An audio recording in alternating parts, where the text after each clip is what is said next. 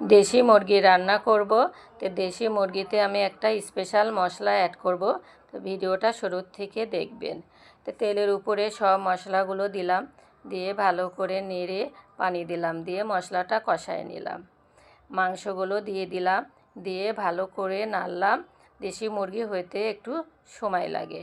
তো আলু দিব, আলু হলুদ লবণ দিয়ে ভেজে দিয়ে দিলাম, দিয়ে ভালো করে মাংসটা কষায় নিলাম, নিয়ে গরম পানি দিয়ে দিলাম, দিয়ে গরম পানি দিয়ে ঝোল করে নিলাম।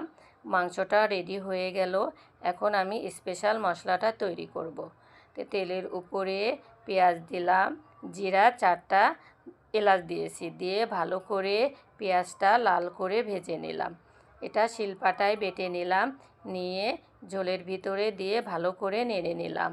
খুব সুন্দর গন্ধ আসে, মাংসটা খেতেও ভালো লাগে। তো ভিডিওটা দেখার জন্যে সবাইকে ধন্যবাদ।